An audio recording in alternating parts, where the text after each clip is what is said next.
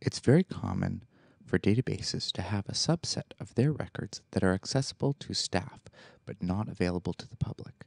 This can include non-public records or records that are very far past their update schedule, for example.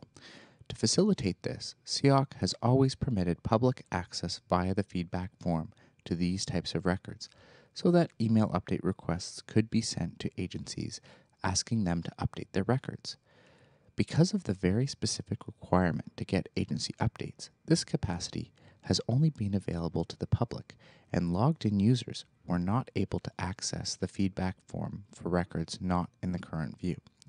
If a record required more security to prevent accidental public access via the feedback form, the only way to provide it in previous software releases was through the use of privacy profiles and/or a feedback password.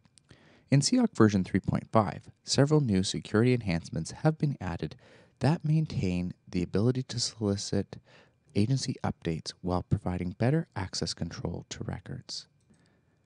The first security enhancement allows you to decide which views will have this special ability to allow agencies to provide access to update records that would not normally be searchable or viewable in that view. For optimum security, this should only be enabled in the views you usually use to send out update email requests. As with previous releases, this is a feature for the public only. Turning on this feature in staff-only views will not allow staff to access the feedback form for records not in their view.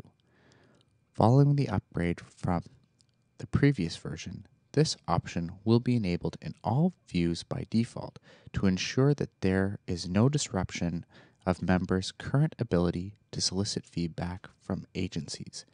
Members should review their views and turn this option off whenever it is not needed. For simplicity's sake, in the rest of this discussion, we'll call records not in your view non-public records, but please keep in mind that records may be restricted from your view for many reasons, such as deleted records, expired records, records that don't have a particular publication code, and so on. So now we've improved security immensely by limiting the views in which you can access non-public records through feedback forms. Hopefully, you've turned off this access in all views for which you don't actually send out email update requests. But this could still mean it was possible, though unlikely, for an unintended person to find their way back to the feedback form in the views that you have access turned on.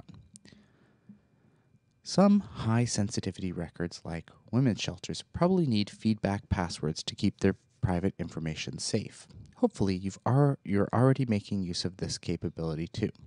However, having passwords can end up being a big headache and probably isn't necessary for a lot of records that aren't extremely private. Instead, we've created a new system of feedback keys that are automatically included in the feedback link provided when you send out an email update request. These feedback keys aren't necessary for records in your view, but will always be required to access the feedback form for non-public records.